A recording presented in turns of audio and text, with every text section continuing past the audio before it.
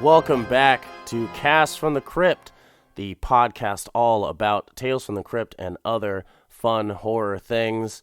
This is a horror comedy podcast where Tales from the Crypt is bringing the horror and I am bringing the comedy.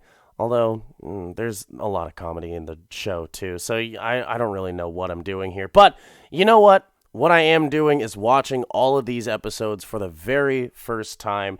And hey, I just completed my first season of Tales from the Crypt. The first season ever that I've actually gone through and watched. So you know what? Ooh, boy, hooray for me.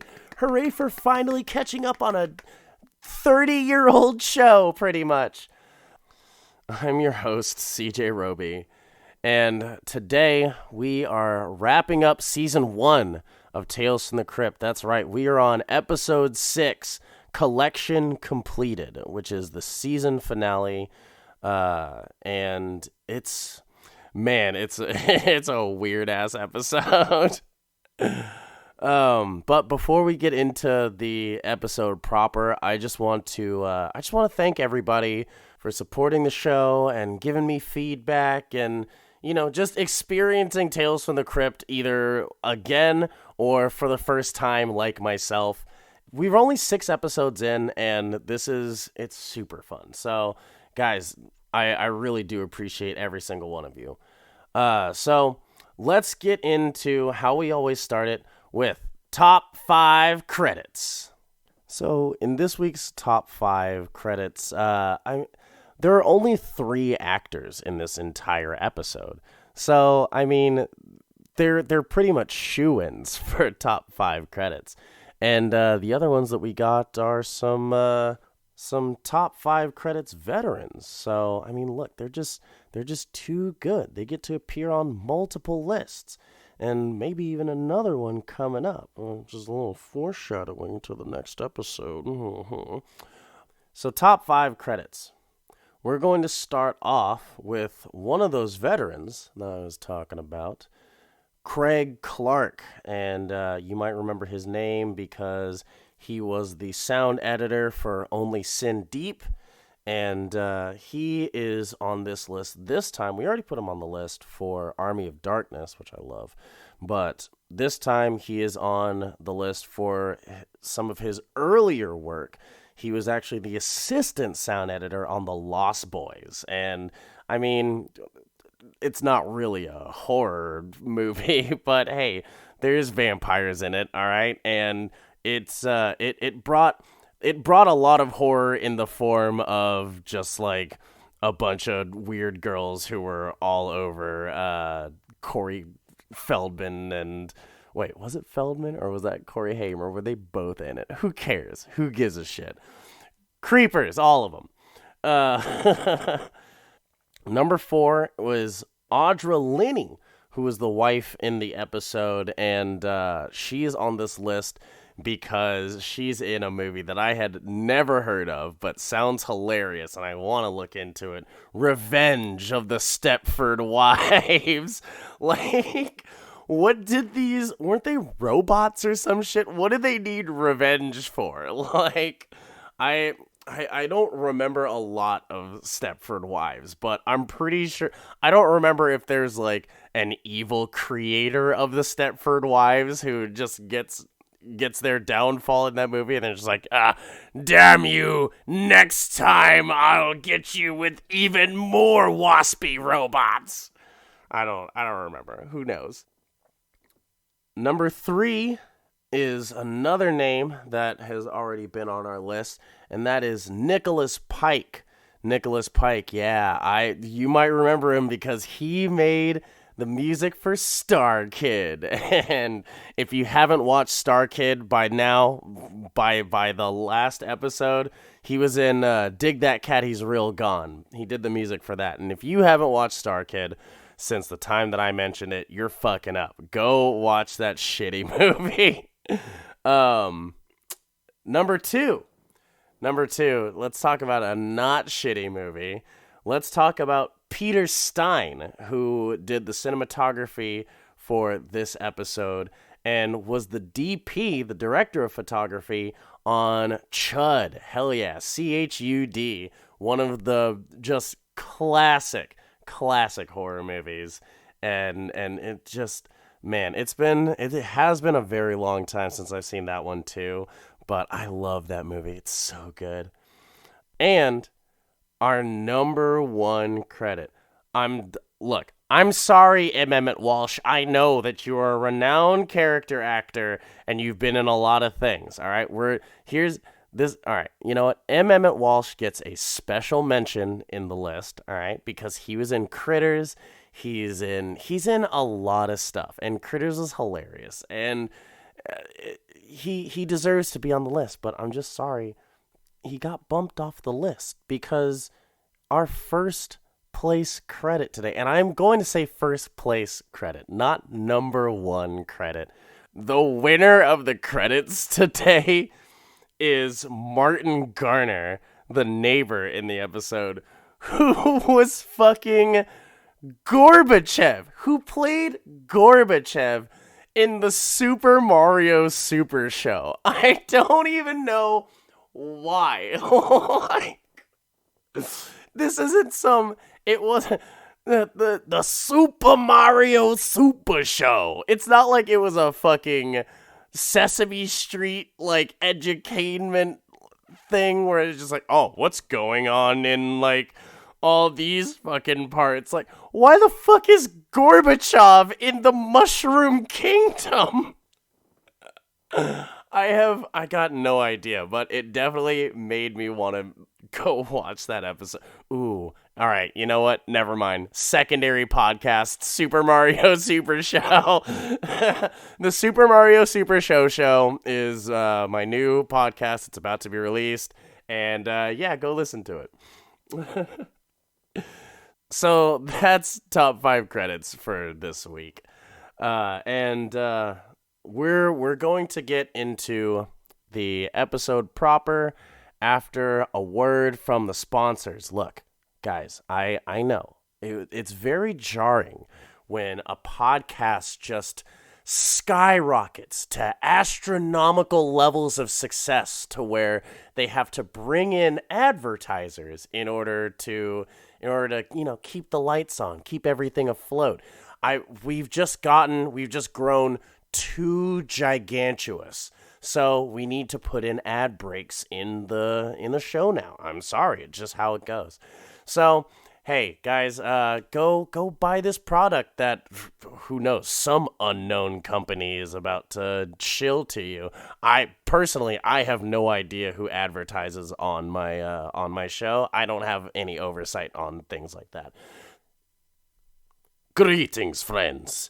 I am a powerful Viking warrior brought back from the fields of Valhalla to tell you a little something about battle axes.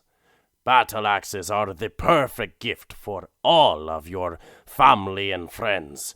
Great for the plains of Fyrisvellir, or for a nice fireplace mantle to relax by and think of victories past. I remember back in the day when I was swinging axes all throughout the lands.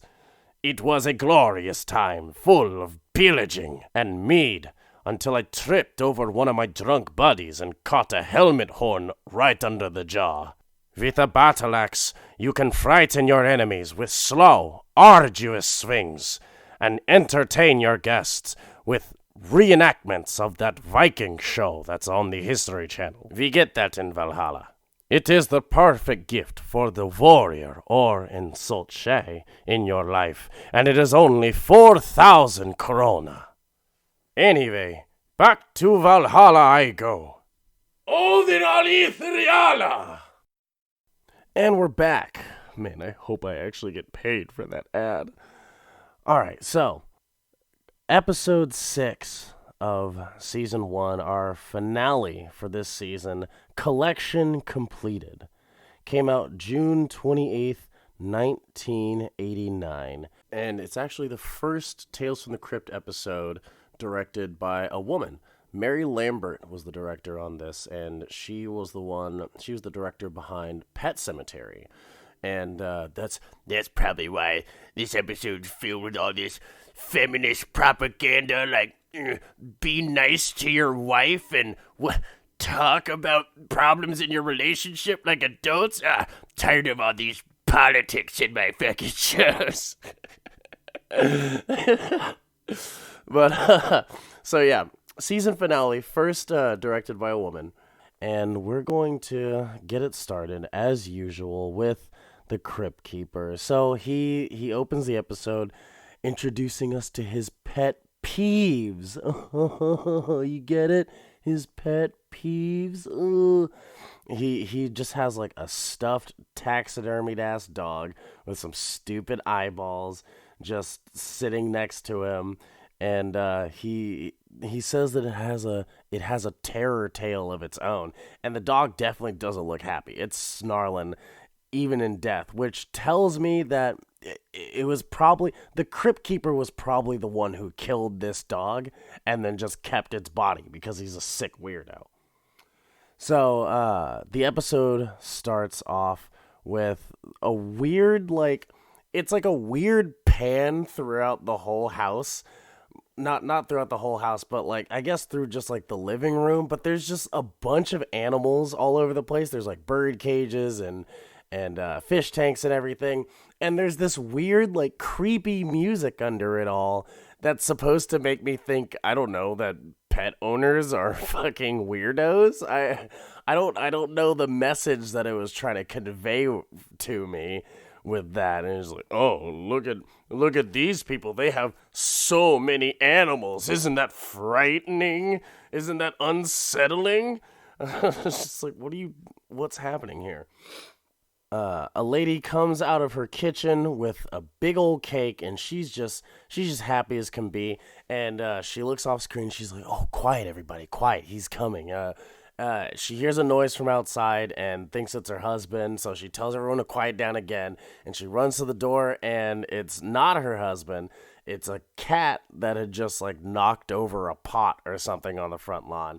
Or on the front door. So she's just smitten immediately. Oh, it's a kitty cat. And she brings it in and she closes the door and immediately hears a knock on the door. She opens the door and it actually is her husband. He's like, "You fucking close the door straight in my face."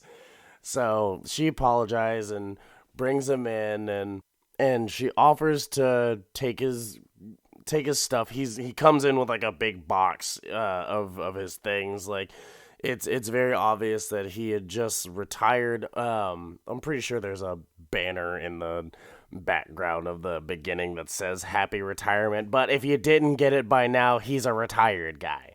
So she offers to take all of his stuff and he's just like, "No, I got it." And then he trips over the cat and just crashes hard to the ground. And like he does a lot of falling in this episode. It's a ridiculous amount of like comedic pratfalls that this episode has. So I mean, hey, Emmett Walsh, good on you for being an old man who can take a good fall, especially for comedic purposes. He drops all of his shit and his wife picks up all of his stuff and she finds the golden hammer that he got for retirement and she's like, "Oh, what's this?" And he goes, oh, what's that? 47 goddamn years of service. That's what that is. I can't even tell time with that. I was the regional sales manager for 17 years and they just forced me to retire and I gotta enjoy my life without work. Oh, damn it. This is the most boomer shit episode that I have seen so far of this fucking show. This is just top-notch boomer shit right here. So, she tells him not to worry about it. She tells him to just go relax, take it easy. You're retired now. You're fine. And we've got a surprise for you. Whoever the mysterious people she was talking to earlier. So he goes to sit down and he sits on a squeaky toy and he just flips out. And he's just like, "Oh, what is this? told you your goddamn cats not to leave your, and she's like, oh, I'm sorry. Like, the cats know that that's your spot. They shouldn't be leaving toys there. Like, cats give a fuck about whose spot is what. Cats don't care. They do what they want. But, he tells her to get rid of the newest cat because he can't stand having any more.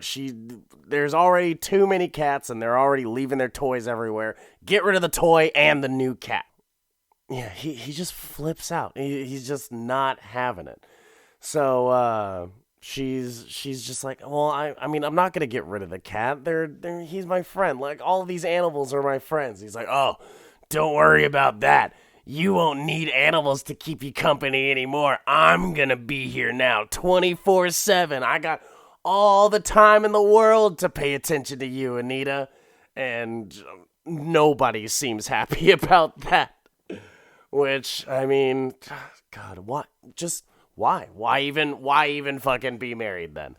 But you know what? Hey, I guess that's a fucking millennial idea for you. So after that, he just goes upstairs. He's too tired to be partying.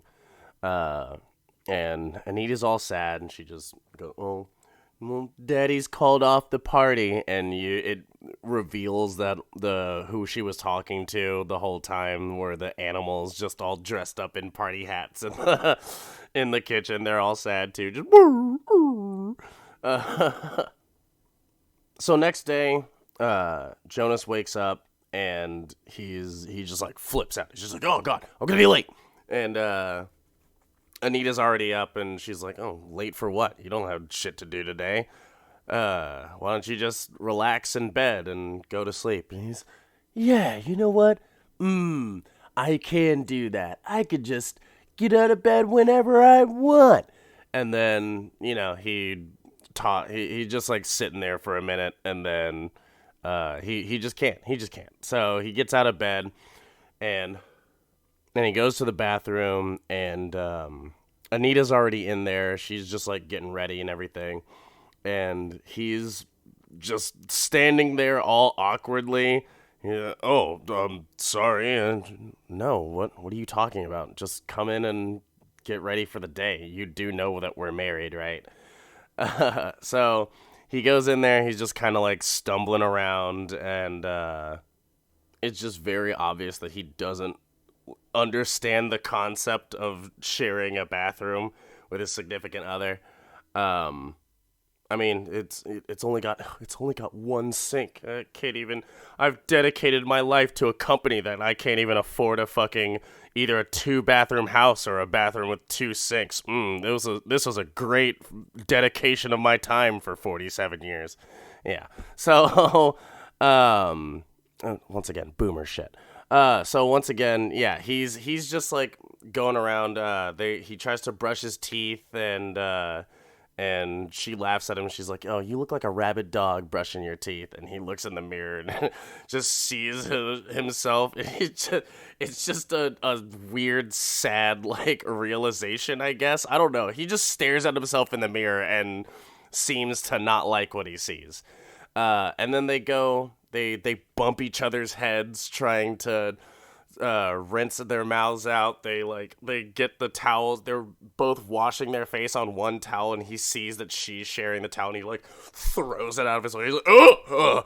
Like, I don't understand what this dude's problem is with his own wife. Well, you'll see what his problem is with his own wife, but it's also still like it's the worst. All right, so she's about to take a bath. And the whole reason that he went in there anyway is because he had to take a shit. He had to take his morning dump.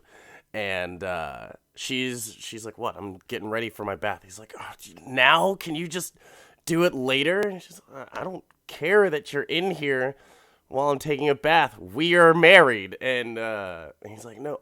Oh, you're just gonna make me say it, huh? I got a shit. And I don't want you being in here. Now I'm embarrassed. And she's, okay, I'll leave. What is wrong with you?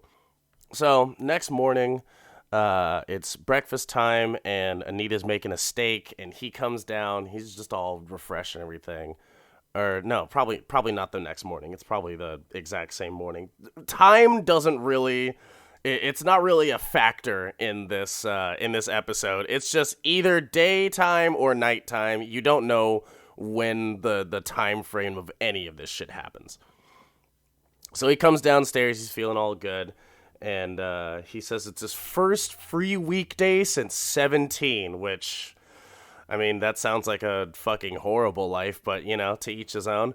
Anita suggests watching TV, but he's like, well, I mean, I don't want to watch TV. I gotta go, like, do something. I gotta work. I gotta figure out something productive to do. And she thought that she thought that he loved TV and sitting around and falling asleep over there. And he's like, I was a working man back then. I had a right to pass out. So they compromise. She says, do a little work and then pass out. And that seems agreeable, but what doesn't seem agreeable is when she walks towards him with this steak, and he's just all happy about it. He's like licking his lips and shit, and then she just walks right past him and puts it on the ground for the dog. And he's looking at the dog like, what the fuck are you doing with my steak? Which, yeah, that I completely agree with him on. If my wife made a steak and then just like walked past me with it to feed a dog, I'd be like, no, I hope you're making two steaks right now, because this is ridiculousness. I would step on that dog's steak. And the dog doesn't give a shit. It's a fucking dog. That would be. She gives him a bowl of oat bran. she just drops a bowl of oat bran on the table, and she's like, oh yeah, there you go, enjoy. So Anita's over here, and she's just like, hey, man, these are my friends. They keep me company and everything. And he takes that personally. Oh, sorry I couldn't be around to just gab with you all day, and I had to earn a living for this. I had to feed all these animals. And then he's just going off on a rant, and then a bird lands near you. He's just like, goddamn birds! So he fights the bird. So after that, he's in his basement, and he frames the hammer that he got, and his buddy Roy shows. Well, I won't call him his buddy. His neighbor Roy shows up with a model airplane, and he goes, "Hey, you can probably use a hobby, retirement life takes some adjusting." And Roy says he's surprised to hear that Jonas retired. And Jonas is just like, I might be retired, but I can't just be like sitting around and doing all this stuff. I got real work to do, yard work. They both go out to the backyard to start on that yard work. And Jonas starts trimming hedges and stuff, saying that he would go nuts if he had nothing to do. And this yard is very obvious. Like you can hear like the echoes of the cutters and stuff, and it does not sound like they're on open street. You know that they're in a studio. But a dog comes by, and Roy seems to recognize it, and Jonas tells it to get out of there. And then confides in Roy that Anita's obsessed with animals, and Roy's like, yeah, you didn't know this? Like, everybody in the neighborhood knows this. We saw her just sitting out here one day with a squirrel on her head talking to it. And Jonas like, what the fuck? But Roy says, hey man, retirement takes time to adjust. So he needs to like slow down and get a hobby or something. And Joni says that hobbies are wastes of time. And, once again, some more boomer shit that's just flying out of this man's mouth. So he goes inside, and Anita gives him a sandwich. She says it's so nice to have a man around the house to take care of. And Jonas eats the sandwich, but it's kind of off for some reason. He goes to check that sandwich. He asks what's in it, And Anita tells him it's tuna, but he goes to check, and it was actually tuna cat food. And so he loses it. He's just fucking fed up. But right then, another dog comes in, that same pit bull from the yard, and it turns out Anita named it Jonas because it reminded her of her husband, which, yeah, I could see it. After that, he sits down to go watch some TV. Finally, he earned it now. Pruning some shears, oh boy, and yelling at his wife, yeah, definitely. Day well deserved. So he goes to watch TV, but there's just like a bunch of animals shows on. There's like Lassie, and there's a news report about Elvis being reincarnated into a dog or some shit. I don't know. But he gets a headache and asks for some aspirin. And she comes back with a brownie, and he's going, what the fuck is this for? Just have it. Just try your brownie. and he eats it. He's like, the fuck? What was in this brownie? It's your aspirin. No, God damn it. I hate this. You're treating me like an animal. I'm not an animal. I'm a man. And this is a lot of drama for being given a free brownie by a woman who loves you. A free brownie plus the medicine that you asked for. It's, you know what? It's whatever. Sure. So the next day, his neighbor comes back and he's got another plane, and Jonas just tosses it aside. And Jonas tells him that Anita's been treating him like an animal. And Roy suggests that they should actually, like, talk about what's going on and how they're feeling and stuff. So you know that's definitely gonna happen. But the very next scene is Anita having, like, an open and serious discussion about what she needs to do to change, and that she's been neglecting his feelings and stuff like that. And then it turns out she's talking to a cat. Which was it was something that I saw coming when she did it, but it's still a really funny scene. It's still a hilarious drop there. So Jonas goes back to pruning and doing his thing. Anita brings him some lemonade and tells him that she's going to be cleaning the fish tank if he needs anything. And then her new cat, oh yeah, she named the cat Mew Mew. And Mew Mew is definitely the one that shows up and, does what cats do. Sees something that you like or something that they don't need to be fucking with and just pushes over a whole ass thing of lemonade. So Jonas goes after it with the shears, with the pruning shears, but he ends up tripping into their little pond thing. He goes back upstairs, just soaking wet, trying to wash off in the bathroom. Anita says, "Don't go in there," but he just throws the door in her face like she did to him in the beginning, and he starts washing off, and like she already fucking told him, there are just a bunch of fish in the bathtub, and he flips out. I don't know how many times I've said that Jonas flips out in this episode already, but he does every time. So he's done. He's finished. Next morning, though, he's in a great mood. He's feeling fantastic. And he tells her that he's found a new hobby. And then right after that, he trips over a dog bone. And Anita's looking at him like, oh no, he's going to flip out. But he just smiles at the dog and pets it and just goes on about his way. Look, he's finally learning something. Oh my goodness. He might be changing his ways. And then it shows him back in the basement, and he's just getting rid of a bunch of stuff in his basement. He's putting away the airplanes and his pruning shears. He's not gonna need them. He's found a better way to pass his time.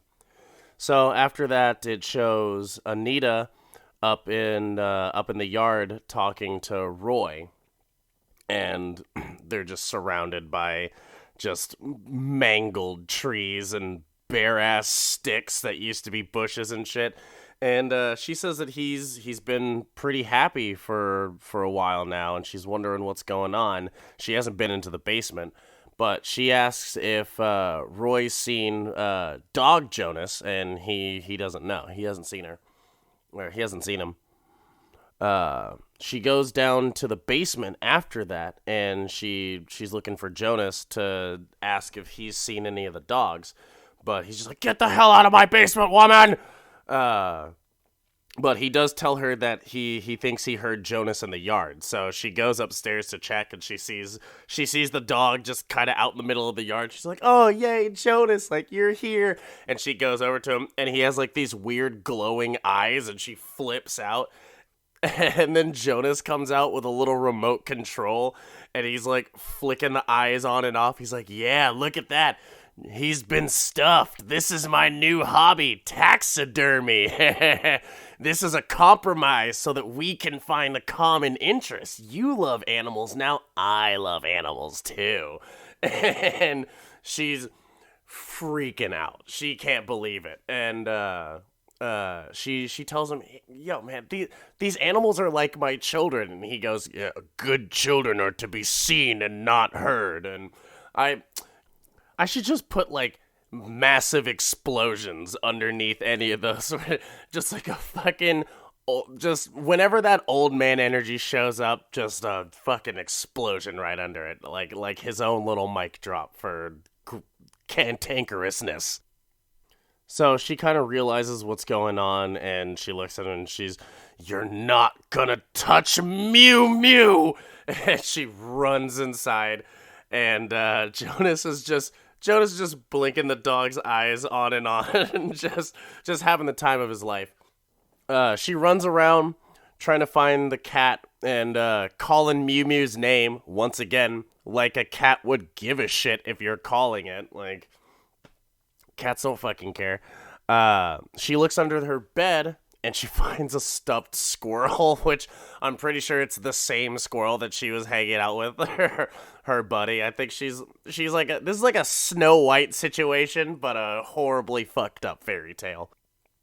Then she kind of figures it out. She's like, "Oh yeah, the basement, the whole, like," yeah, obviously the basement. So she goes down there, and it is just filled with taxidermied animals. Like, so filled, I don't even understand how he got all these animals in here. It's his collection, and he says like, "Oh yeah, like, oh, you'd think that it's the large animals that take the longest time, but it's actually the small animals that require the most precision and stuff." And it's like, how did you get all of this done? You just started taxidermying like yesterday. This is why I say that time doesn't matter in this episode, because who knows when any of this is happening.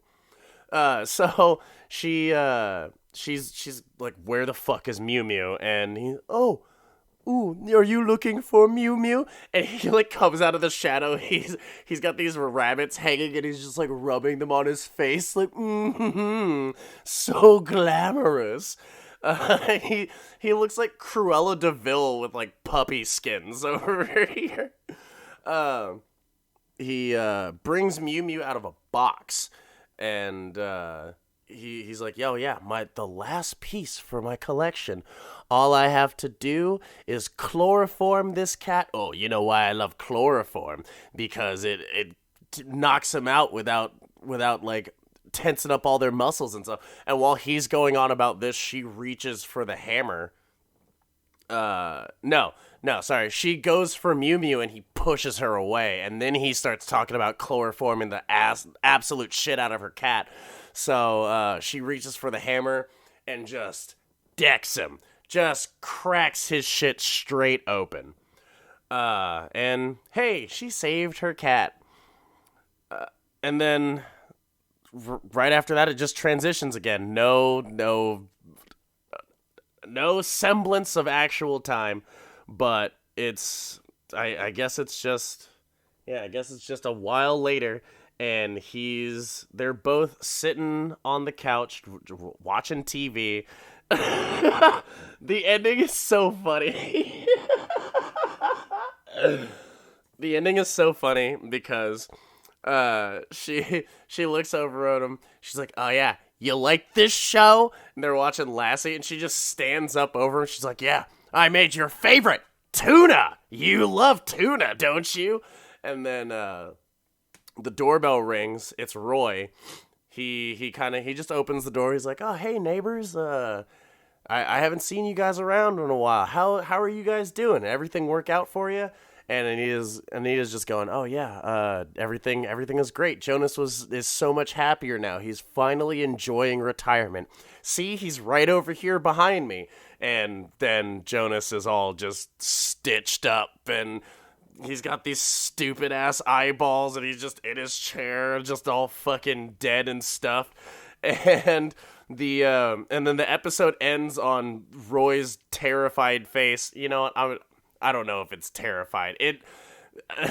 Look, for guys, these are character actors, all right? And this was back in the 80s, so things are a little different. You could get away with just not realistic looking reactions to things, and people are just like, "Oh yeah, that is that is acting right there."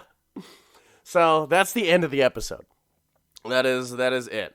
Crypt Keeper comes back and he talks to us like fucking dogs. Tells us to sit, stay, and play dead. And I just want to slap his whole bones out of his body talking to me like this. And then the show ends and I hate that guy. So that is the end of the episode. And that is also the end of season 1 of Tales from the Crypt. We made it, guys. We did it. On to season 2. All right. So real quick before the show ends, let's get into comic versus show. So the comic is actually way different than this episode. It's like a completely different thing. First of all, Jonas is not retired. He's definitely still a working man in this. He even like leaves in the middle of the story. He's just like, I gotta go to work. Don't fuck with my taxidermy while I'm gone. So there's one major difference, is that he's just like always there. So it's not like a surprise to him when he figures out that she's crazy about animals. He's been living with it this whole time. And it's basically like an odd couple sort of situation where she loves animals and he hates animals, and when the two get together, wackiness ensues. In this, Anita doesn't have the line where she's like, "Oh, like they keep me company" or whatever. She basically rescues and helps animals as a hobby, and she tells him that he needs to get a hobby too. And he's like, "Oh, I'll show you a fucking hobby, bitch." So he gets a bunch of shit and he takes it down to the basement, and she's like, "What are you doing down here?" And he pretty much immediately reveals that he's getting into taxidermy. That's it. Yeah, it's like the crux of the comic is that he's about to be a taxidermist and she loves animals. So she's absolutely not down with it. He's like, "Yeah, and I'm gonna start with the mouse that we hear on the walls all the time." She's like, "No, I feed that mouse," which that's your fault, bitch. You definitely should not be leaving out cheese for mice in your fucking walls. This is the one time that I agree that he should taxidermy the fuck out of that mouse. Get those pests out of your walls. But she says that he's doing it just to hurt her, and he basically is, because the whole time, throughout the whole process of him taxidermying this rat, he's showing her all the process, and she's just like, "No, please get it away from me." And I forgot to mention that this is actually an old witch comic. It's which, I mean, for being the first episode directed by a lady, who knows what happened here. But it's the first episode that is based off an old witch comic. Normally there's either the Crypt Keeper or the Vault Keeper comics, which the Vault Keeper has had the highest track record so far, and the Crypt Keeper stole his thunder and he fucking sucks.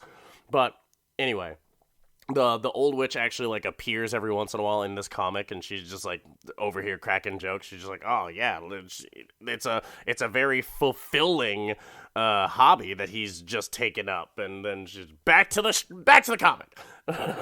I was just here to throw a pun at you. After he stuffs the mouse and everything, he finds a squirrel, stuffs that. She's pissed.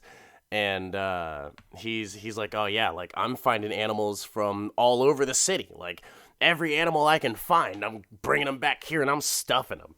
And he tells her that his collection is almost complete, and which we didn't really get into in the actual episode, but that was his collection is all the taxidermy. I guess he's trying to get like one of every animal, but in this, he gets like a dog and a rabbit and a squirrel and it has like a whole list of animals that he's caught, and he's like, yeah, there's only one left to complete my collection.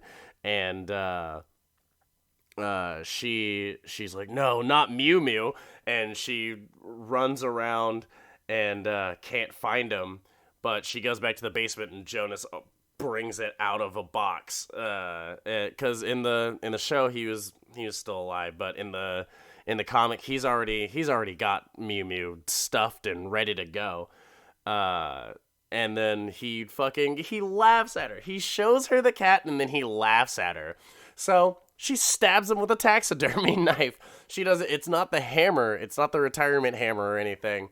She just gets one of his tiny paring knives and just fucks him up, just shanks him.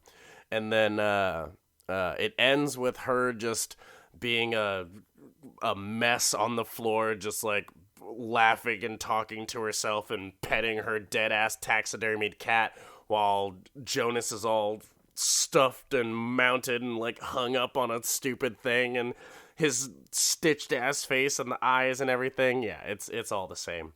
So those are the differences between the comic and the show. So it is time for our Shriek of the Week. And this week, you know what? I don't even care that it's another video game this week because I'm so fucking hyped about it.